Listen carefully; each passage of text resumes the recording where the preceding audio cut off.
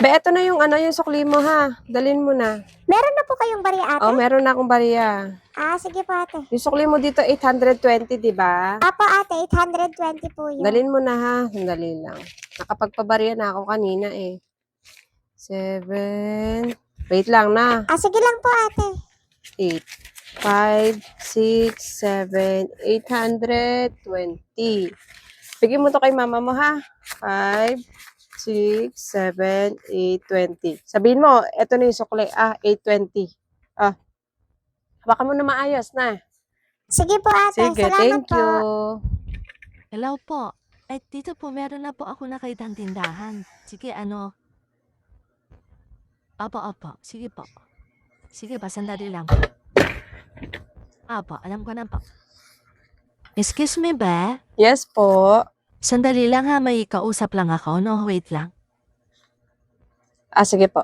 Hello po, nandito na po ako sa tindahan. Ano pa sasabihin ko? Diba may binigay na ako number sa'yo? Ang sabihin mo lang dyan sa tindera is GCash tapos money transfer. Ganun lang. Okay, copy po. Be. Yes po.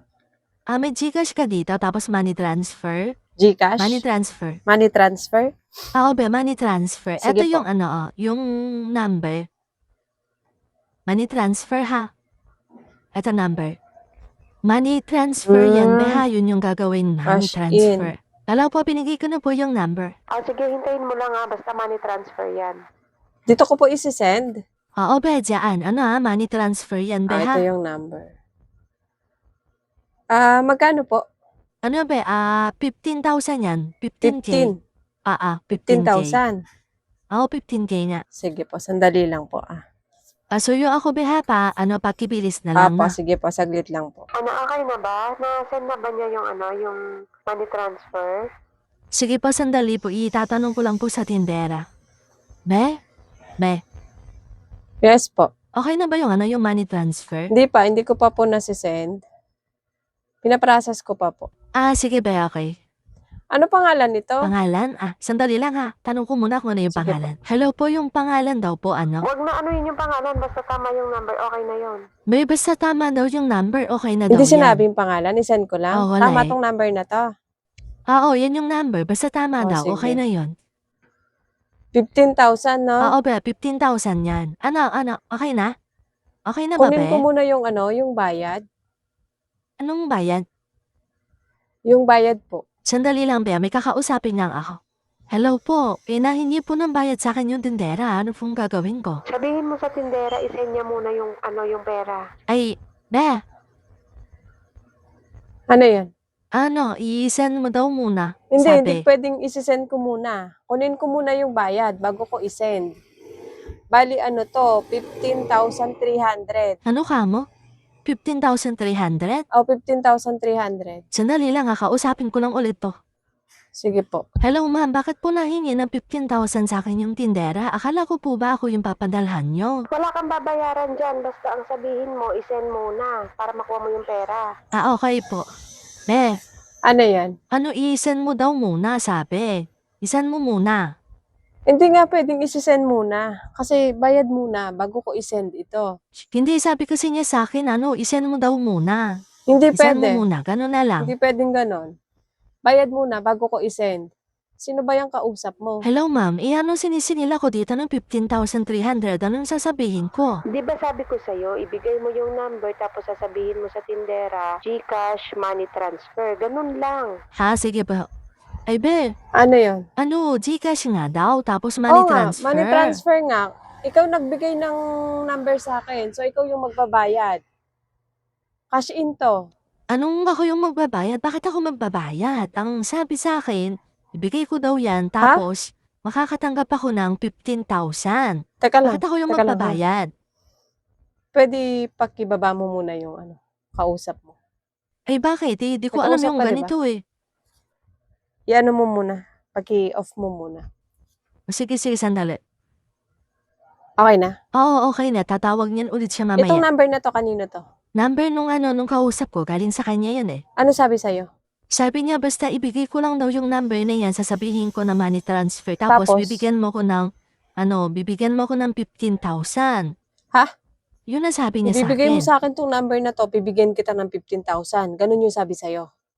Oo, yun yung sabi niya, bibigyan niya ako ng Naku, hindi totoo 15,000. yan. Kasi kapag ikaw yung nagbigay ng number sa akin, nagpadala ako ng 15,000 dito sa number na to, ikaw yung magbabayad sa akin ng 15,300. Ang sabi niya sa akin, bigay ko daw yan, tapos bibigyan mo ako ng 15,000 eh. Pag nasend mo Ay, na, hindi. sabi niya. Tapos ngayon, ikaw sasabihin mo, ako dapat yung magbabayad dyan. Sabi niya, ako Ikaw papadalhan yung niyang nagbigay pera. ng number sa akin, ikaw yung magbabayad. Kung papadalahan ka ng pera ng kausap mo, yung number mo yung kukunin.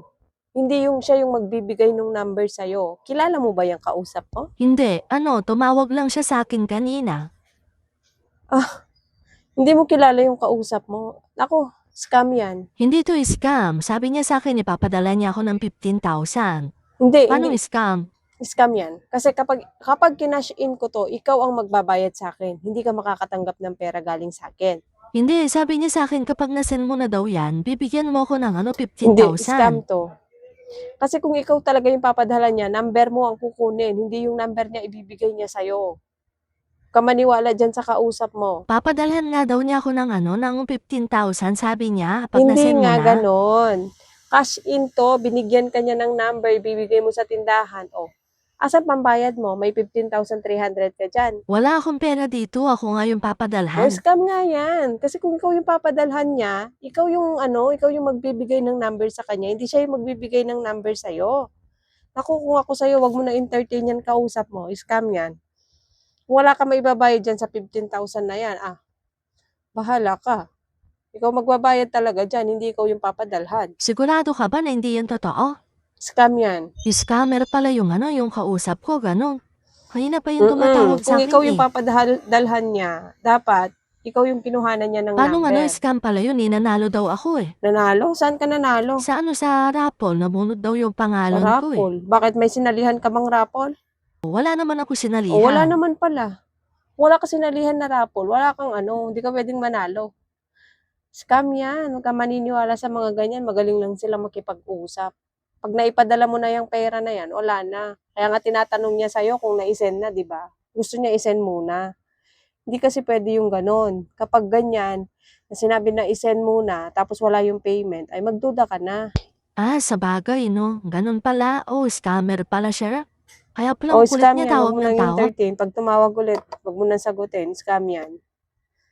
Baka hindi mo alam, magbabayad ka na pala dyan. Katulad yan, nagbigay ka ng number sa akin, 15,000. Nakala mo ikaw yung makakatanggap, pero ikaw yung magbabayad. Oo nga, ako pa pala yung magbabayad kapag paano pag Huwag mo na tumawag? lang entertain. Ganun ba be? O sige, salamat ha. Sige, sige. Next time, mag-ingat ka sa mga kinakausap mo. Huwag ka basta-basta naniniwala. Sige be, salamat. Sige. Kung 15,000 yun, muntik na.